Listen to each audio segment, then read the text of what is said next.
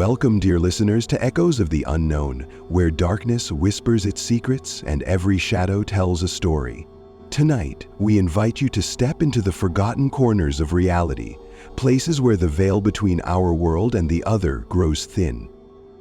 Have you ever wondered what lingers behind the creak of an old staircase or the sigh of the wind through broken windows? Are they mere echoes of time, or is something far more sinister watching, waiting? The stories tonight are not for the faint of heart. These are tales of haunted homes.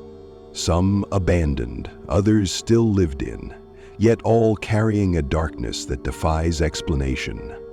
Imagine yourself there, walking through hallways where the air feels too heavy, where every shadow seems alive, and where silence carries a scream you cannot hear. Dim the lights, settle into your favorite spot, and let the chill of these haunted house stories wrap around you like a cold embrace. Close your eyes if you dare, but be warned, some doors, once opened, can never be closed. This is your sanctuary for exploring the unexplainable. Are you ready to venture into the unknown? Let's begin. The story begins in the quiet, unassuming town of Ashwood, nestled deep in the Appalachian foothills. At the edge of this small town stands a house, a relic of another time.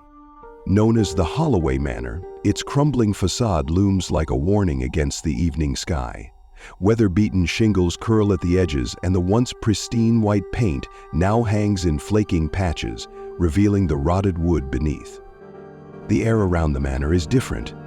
It carries a distinct chill, even on the warmest of summer nights, and the faint smell of damp earth and decaying leaves lingers like an unwelcome guest.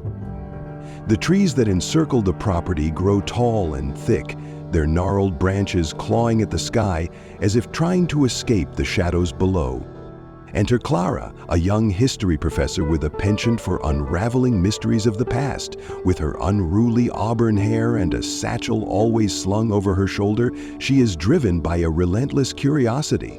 Clara had heard of the Holloway Manor through whispers at the university, rumors of strange happenings, unexplainable disappearances, and a history steeped in tragedy. When an anonymous letter arrived in her mailbox urging her to seek the truth hidden within its walls, she couldn't resist. Clara arrives at the manor with her best friend Sam, a freelance photographer whose adventurous spirit often rivals her own. Sam's camera is always at the ready, his easygoing humor a stark contrast to Clara's intense focus. Together, they stand before the heavy oak door, its iron knocker shaped like a snarling wolf. Clara hesitates as an odd sense of déjà vu washes over her, but Sam's voice breaks the spell. "Are we doing this or what?" he says, his grin faltering ever so slightly as he glances at the house. The interior of the manor is a time capsule of forgotten opulence. Dust blankets every surface, and cobwebs hang like draped lace from the ornate chandelier above. The air is stale, carrying a faint metallic tang that Clara can't quite place. The wooden floorboards groan under their weight, as if reluctant to support them. Clara scans the room, noting the faded portraits lining the walls. The faces stare back with unsettling intensity, their eyes following her movements no matter where she stands.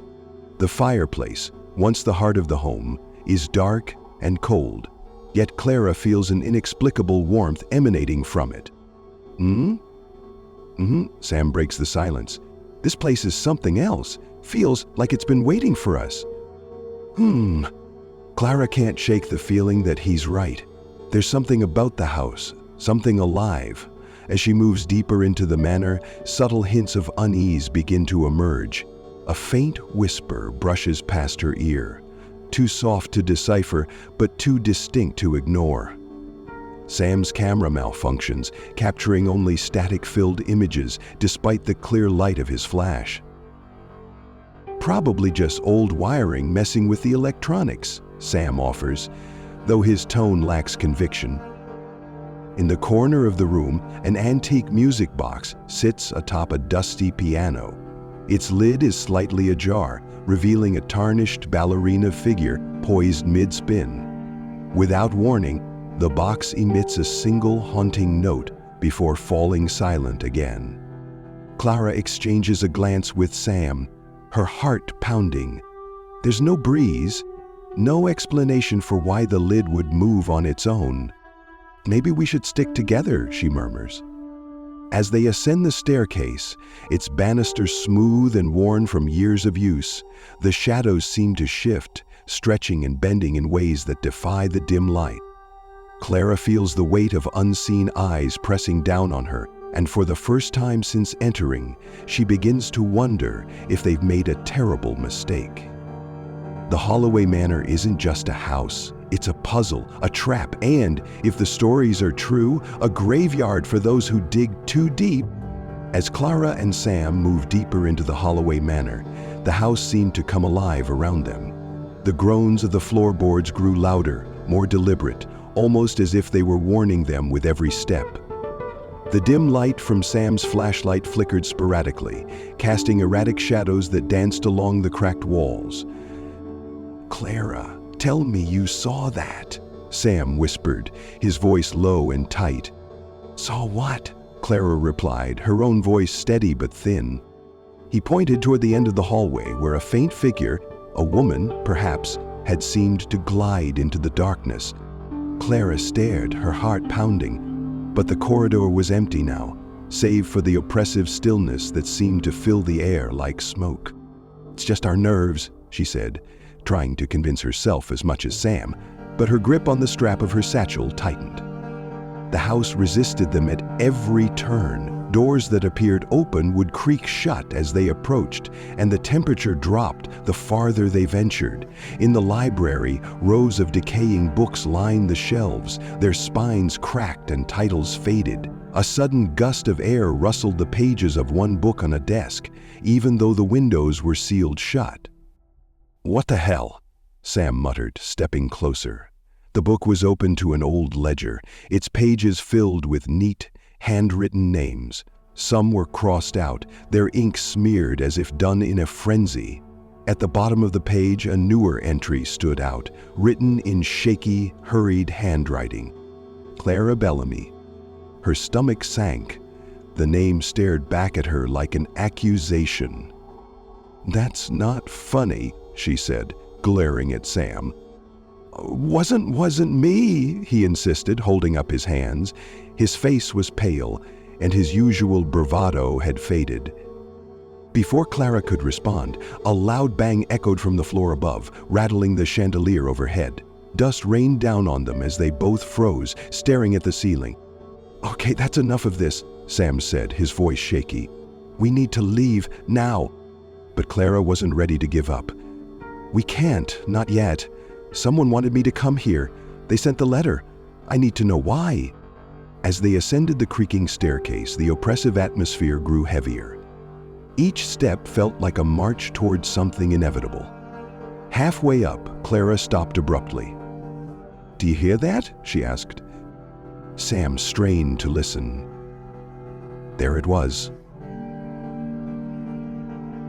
Reaching the second floor, they followed the sound to a bedroom at the end of the hall. The door was slightly ajar, and warm, flickering light spilled out into the hallway.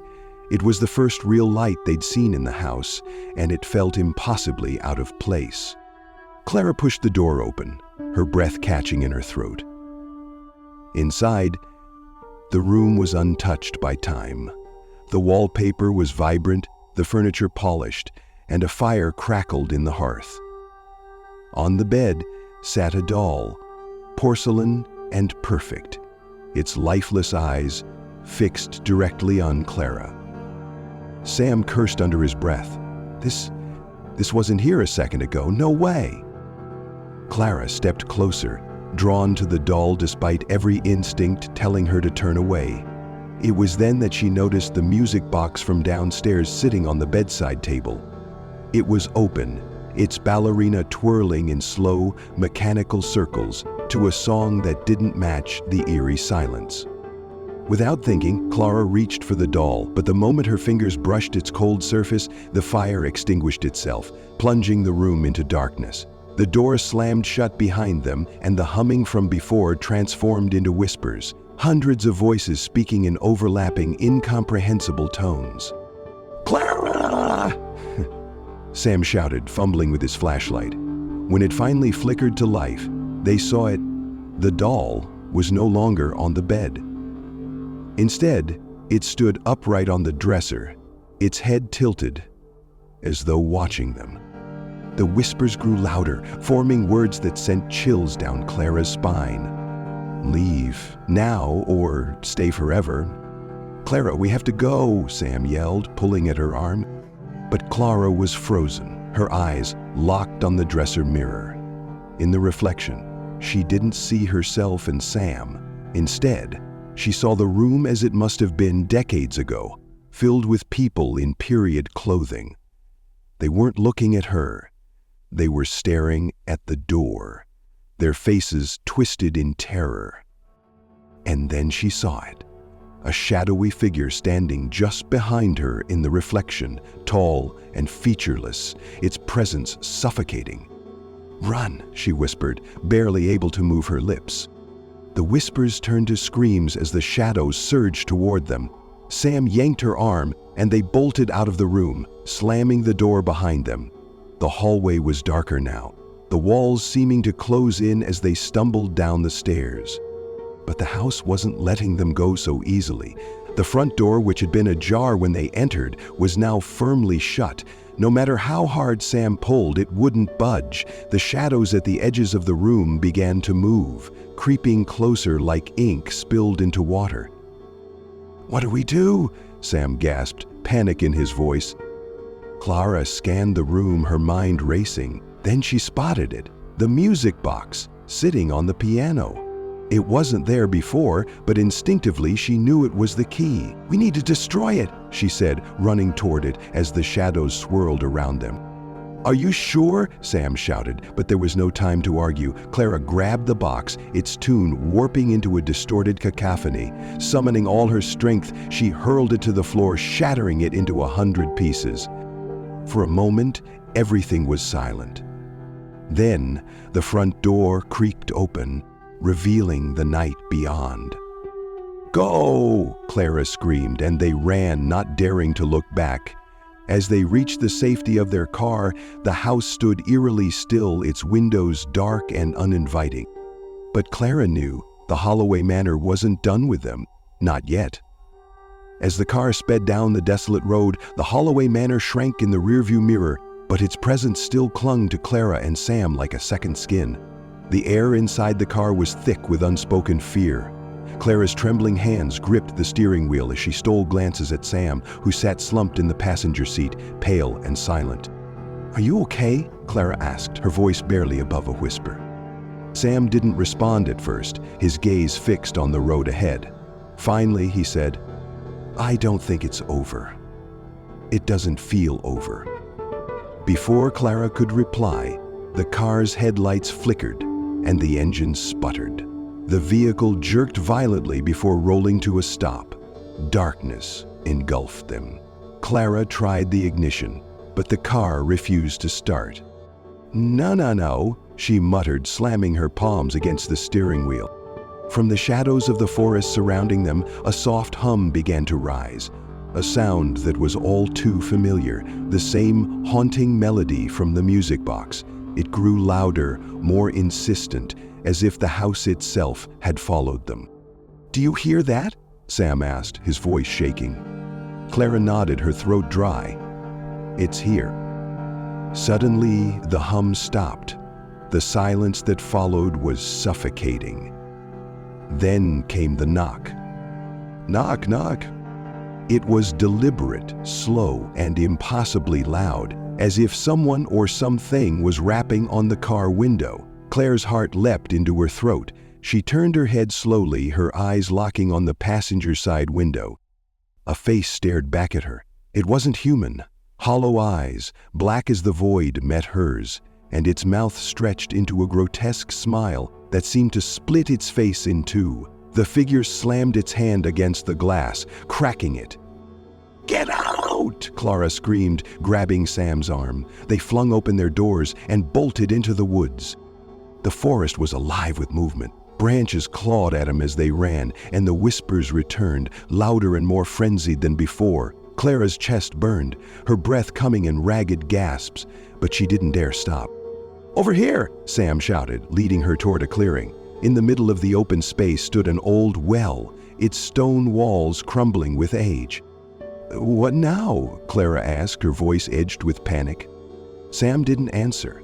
Instead, he stared into the well, his face illuminated by an eerie blue glow emanating from its depths. "It's calling me," he said, his voice distant and hollow. "Sam, don't," Clara pleaded, grabbing his arm. But it was too late. He broke free from her grasp and leaned over the edge. Clara's screams echoed through the clearing as something shot out from the well, a mass of shadows that wrapped around Sam and yanked him inside. "Sam!" Clara cried, dropping to her knees beside the well. She peered into the darkness, but all she saw was the glow fading, as if the light had swallowed him whole. The whisper stopped. The forest fell silent. Clara sat there, trembling, her mind racing. She couldn't leave him. Summoning every ounce of courage, she grabbed a nearby branch and lowered herself into the well. The descent was slow and harrowing, the air growing colder with each step. At the bottom, she found herself in a cavernous room lit by the same blue glow. The walls were lined with ancient carvings, their meanings lost to time, but their ominous shapes sent chills down her spine. In the center of the room stood a figure. It wasn't Sam. It was tall and featureless, its shadowy form shifting and writhing like smoke.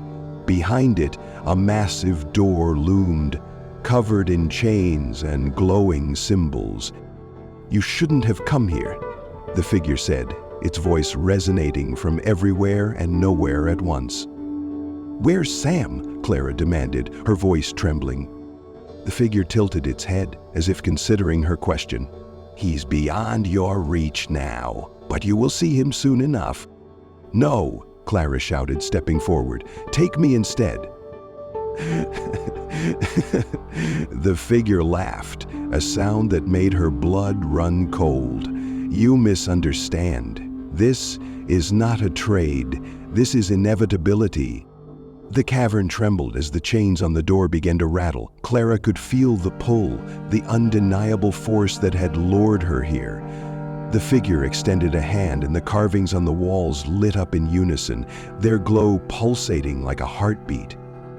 Images flashed before Clara's eyes, scenes of the Holloway Manor, its previous inhabitants, and the horrors they faced. She saw herself and Sam entering the house, and then she saw something worse. Sam, trapped, screaming in endless torment. "No!" she cried, collapsing to the ground. The figure loomed over her, its presence suffocating. "You came seeking answers. Now you will be part of the story." In a last act of desperation, Clara reached into her satchel and pulled out the shards of the broken music box. She hurled them at the figure, and for a moment, its form wavered. The chains on the door snapped, and the cavern erupted in chaos. Shadows poured out like a tidal wave, engulfing everything in their path. Clara screamed as the darkness consumed her, pulling her into the void. Clara woke up in her car, gasping for air. The sun was rising, its warm light filtering through the windshield. She looked around frantically, but Sam was nowhere to be found. The Holloway Manor was gone. In its place was an empty field, overgrown with wildflowers. Her phone buzzed on the dashboard. She grabbed it with shaking hands and saw a single message. "You're next." As the sun climbed higher, Clara stared at the field, her mind racing. The whispers had stopped, but she knew the truth. The Holloway Manor wasn't just a place. It was a predator, and it had marked her as its next victim. Clara sat in her living room, bathed in the dim light of a single table lamp. She hadn't left her apartment in days. Her fingers traced the edges of the cracked music box charge she had kept, the only tangible evidence of what had happened. Every time she looked at it, her chest tightened with a mix of grief and fear. Sam was gone, and the weight of his absence pressed on her like a heavy fog. She had filed a missing persons report, but the authorities had no answers. There was no trace of him, no sign that he had ever been at the Holloway Manor, or that the house had existed at all. But Clara knew the truth. She couldn't stop thinking about the whispers, the figure in the cavern, and the way the shadows had moved with a mind of their own.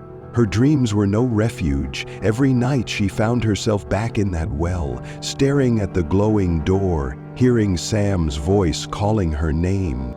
Some mornings she would wake to find objects in her apartment moved. A chair out of place, a photograph turned face down. She told herself it was exhaustion, her mind playing tricks on her. But deep down, she wasn't so sure. The music box shard hummed faintly in her hand, almost imperceptible, but just enough to make her skin crawl. She had tried to throw it away, even burn it, but it always reappeared, sitting on her bedside table or tucked into her coat pocket. It was a reminder. One evening as she sat staring out the window, her phone buzzed on the coffee table. Hesitant, she picked it up and saw an unknown number. Her breath hitched as she read the message. "Did you forget me?" Her hand trembled and the phone slipped from her grasp. She didn't dare pick it up again. Instead, she stared at the screen, the text burning into her mind. The apartment grew colder, though the heat was on full blast. Clara wrapped a blanket around herself, but the chill wasn't just physical. It was the same oppressive cold she had felt in the Holloway Manor, a cold that seeped into her bones and refused to let go. Across the room, the music box shard began to hum louder, vibrating against the wooden table. Clara's eyes widened as the shadows in the corner of the room seemed to shift, stretching unnaturally toward her.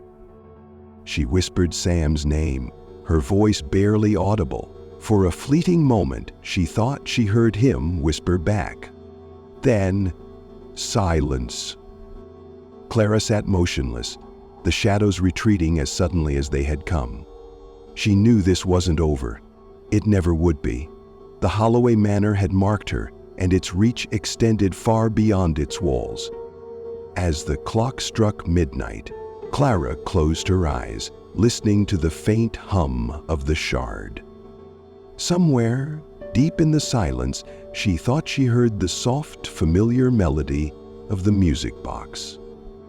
As the night deepened, Clara sat alone, the faint hum of the music box shard, a constant reminder that some doors, once opened, can never truly be closed. The shadows in her apartment seemed thicker now, their edges alive with an almost imperceptible movement, as though they were waiting for her to notice. In her heart, she knew she couldn't run. The Holloway Manor was gone, yet it lingered in her life like a curse, etched into her reality in ways she couldn't fully understand. It wasn't just a house. It was something far older, far darker, and its hunger was endless. Perhaps it wasn't Sam calling to her in those fleeting whispers. Perhaps it was something, wearing his voice, something that wanted her to believe she could save him. As she drifted into a fitful sleep, the shard resting on the bedside table began to vibrate softly, casting faint rhythmic shadows on the walls. And just before the night swallowed her consciousness, she heard it. A knock at the door. Soft, deliberate, and impossibly slow. They say some mysteries are meant to remain unsolved, but what if the mystery comes for you, whether you seek it or not? And what if this time you open the door,